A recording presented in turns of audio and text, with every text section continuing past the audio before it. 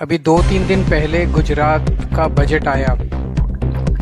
Budget से लोगों को बहुत उम्मीद होती है और ख़ास करके आम आदमी को बहुत उम्मीद होती है। आम आदमी के घर का बजट काफ़ी हद तक सरकारी बजट पे निर्भर करता है। कौन सी चीज़ सस्ती होगी, कौन सी चीज़ महंगी होगी, क्या होगा, शिक्षा का क्या होगा, स्वास्थ्य का क्या होगा। पर बड़े दुख के साथ कहना पड़ रहा है, इस पूरे बजट को हम लोगों ने, हमारी पूरी पार्टी के सीनियर लीडर्स ने स्टडी किया और इस पूरे बजट में आम लोगों के लिए कुछ भी नहीं है।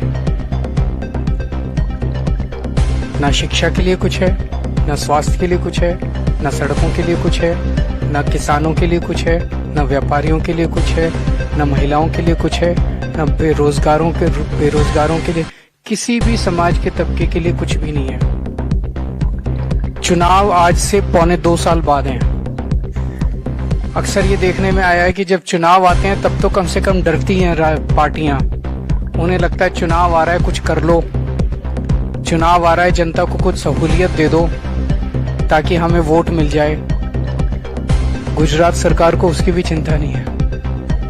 तो जैसे अभी मान साहब ने इतनी सारी बातें कही, गुजरात में 30 साल से बीजेपी की सरकार है। 30 साल से बीजेपी की सरकार है। अब जब आप बीजेपी वालों से बात करते हो, उनसे कहते हो भाई पंजाब में हमने 10-10 लाख रुपए का, हर परिवार 10 लाख रुपए का बीमा एक परिवार का कोई छोटी बात नहीं होती। आप भी अगर अपना प्राइवेटली अगर घर से अगर परिवार का बीमा कराने जाएंगे, 10 लाख रुपए का बहुत कम लोग कराते हैं। कोई 5 लाख का, 4 लाख का, इतने का ही मैक्सिमम कराता है। 10 लाख रुपए का आप उसमें फोर्टिस में, मैक्स में, अपोलो में इलाज करा लो, जो बेस्ट अस्पताल हैं। वहां पे एक गरीब मजदूर, गरीब किसान जाके 10 लाख रुपए तक का अपने परिवार का इलाज करा सकता है। मैं समझता हूँ 75 साल में भारत के इतिहास में कब हुआ था ये? कभी नहीं हुआ। हमने करके दिखाया पंजाब में। 4 साल से सरकार है बस पंजाब में, यहाँ तो 30 साल से है इनकी सरकार। तो अगर हम पंजाब में कर सकते हैं तो यहाँ ये बीजेपी वाले क्यों नहीं कर रहे? तो मैंने एक बीजेपी वाले से पूछा, मैंने कहा भाई तुम क्यों नहीं कर रहे? अब तो हमने करके दिखा दिया, तुम भी करो। 2 साल बाद चुनाव में तुम कुछ करोगे तभी तो वोट मिलेंगे तुम्हें। कहता हमें करने की जरूरत ही नहीं है। मैंने कहा क्यों नहीं जरूरत है? कहता जनता जाएगी कहाँ, गुजरात के लोग कहाँ जाएंगे, हमें ही वोट देंगे। इतना घमंड, इतना गुरूर। उनको पता है गुजरात की जो जनता देख रही है, कांग्रेस वाले इनकी जेब में है। हमारी सड़कों का जाल बिछ रहा है। 67,000 किलोमीटर पंजाब की सड़कें हैं टोटल, लेकिन हम 43,000 को बिल्कुल नहीं बना रहे हैं। हालांकि हमारा आरडीएफ का पैसा, रूरल डेवलपमेंट फंड का पैसा सेंटर ने रोक रखा है, हमें दे नहीं रहे, क्योंकि हम नॉन बीजेपी सरकार है ना। नॉन बीजेपी सरकारें जो है उनका सबका रोक रखा है, बंगाल का भी रोक रखा है, तमिलनाडु वाले भी मांग रहे हैं, कर्नाटका, हिमाचल, ये झारखंड। फिर भी हम 43,000 किलोमीटर सड़कें हम नहीं बना रहे हैं और उसमें ठेकेदार को कहा गया है 5 साल की मेंटेनेंस भी तुम्हारी है। अगर कोई भी उसमें गड्ढा होगा लेकिन आपको ठीक करना पड़ेगा, हम अदरवाइज हम आपका पैसा रोक लेंगे जो बैंक गारंटी है। उसके बाद अगर पंजाब पुलिस में कोई पंजाब का जवान कोई ड्यूटी के दौरान शहीद हो जाता है, 1 करोड़ रुपया गवर्नमेंट की तरफ से और 1 करोड़ रुपया बैंक की तरफ से, जिस बैंक से उनकी सैलरी जाती है, 2 करोड़ रुपया उसके परिवार को मिलता है आर्थिक सहायता। जान तो नहीं हम वापस ला सकते, लेकिन परिवार कम से कम आर्थिकता के बोझ के नीचे न दबे।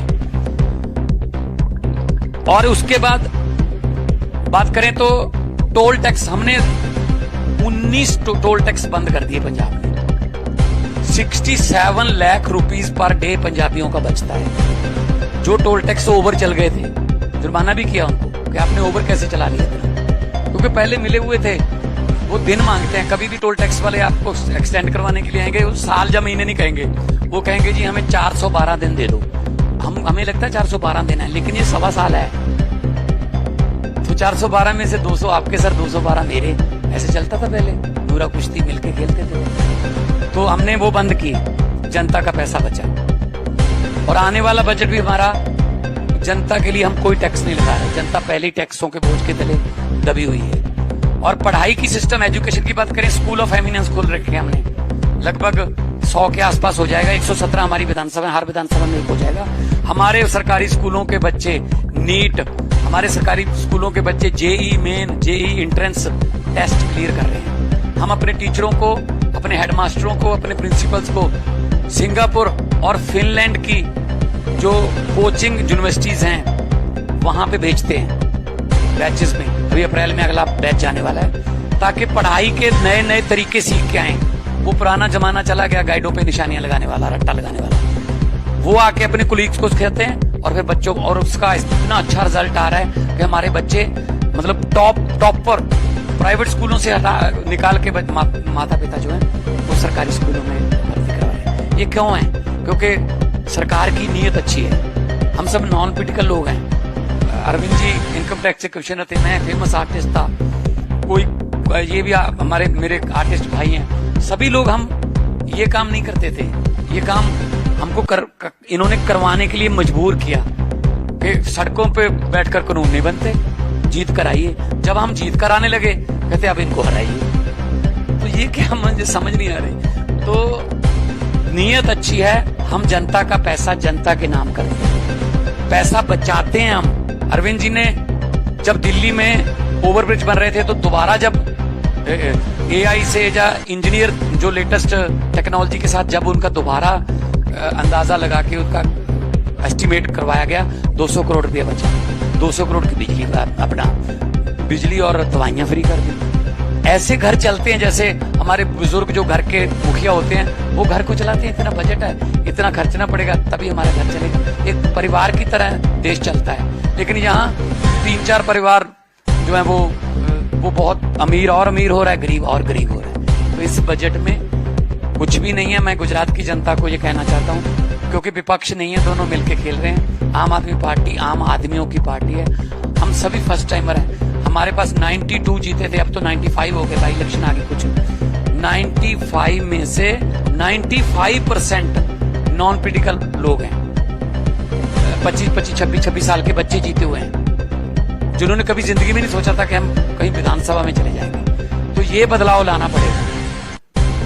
ये बदलाव जो है वो देश में लाना पड़ेगा। लेकिन हम गुजरात के लोगों ने जितना प्यार दिया पिछले दिनों, जब भी कहीं भी आते हैं तो गुजरात के लोगों का प्यार जो है वो कुछ बता रहा है। वो आंखें उनकी कुछ बता रही हैं कि हमें बचा लो, हमको इस आर्थिकता के बोझ के तले हम दबे हुए हैं, हमें निकाल लो।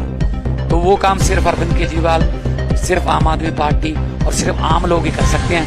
जो बड़े धनाढ़ हैं, पैसे वाले हैं, उनको आम लोगों का दर्द नहीं पता है कि दर्द क्या होता है। कई ऐसे भी घर हैं जहां एक अगले सुबह खाना खा के ये पक्का नहीं पता होता कि शाम को खाना मिलेगा या नहीं। ऐसे भी घर हैं। लेकिन ये बातें करते हैं बिशप गुरु बनने की। बिशप गुरु कैसे बन जाओगे आप? पहले आप हमारे रोजगार तो दे दो, हमें हमारी भूख तो मिटा दो पहले। अब तो पीडीएस में पंजाब सबसे ज्यादा अनाज देता है। 185 लाख मीट्रिक टन चावल देते हैं हम। बाढ़ आई थी हमारे, बहुत जबरदस्त बाढ़ आई थी इतिहास तक, इससे पहले इतना पानी कभी नहीं आया। उसके बावजूद भी हमने इस बार 160 लाख मीट्रिक टन चावल दिया देश को। 125 लाख मीट्रिक टन एक महीने बाद अप्रैल में 125 लाख मीट्रिक टन हम गेहूं देंगे, सरसों देते हैं, अरहर देते हैं। पंजाब सबसे बड़ा डिस्ट्रीब्यूटर है सेंट्रल पूल में। लेकिन बदले में क्या मिलता है? किसानों को लाठीचार्ज। बदले में क्या मिलता है? आपके पैसे रोक लो, जीएसटी के पैसे रोक लो, ये हमें सिला मिलता है। 90% हमारी कुर्बानियां देश को आजाद करवाने में पंजाबियों की। बदले में क्या मिलता है? लाठीचार्ज। बदले में क्या मिलता है? आप चंडीगढ़ हम जो है वो हमको दे दो जी, चंडीगढ़ हमारा हो गया। बदले में क्या मिलता है? हमारी बजट की जो है जितना भी हम कोई पैसा मांगते हैं वो स्कीम रोक दो और तंग करो इनको। तो ये बातें अच्छी नहीं है। देश है जो गुलदस्ता होता है ना, उसमें हर रंग का फूल हो तो अच्छा देखने को लगता है। एक ही रंग के फूल का गुलदस्ता आप 2 दिन के बाद आप थक जाते हैं उस गुलदस्ते को देख नहीं सकते आप। मेरा भारत देश है, रंग रंग का हर एक कल्चर है। गुजरात का कल्चर अलग है, पंजाब का अलग है, तमिलनाडु का अलग है, बंगाल का अलग है। फूलों को खिलने दो ना।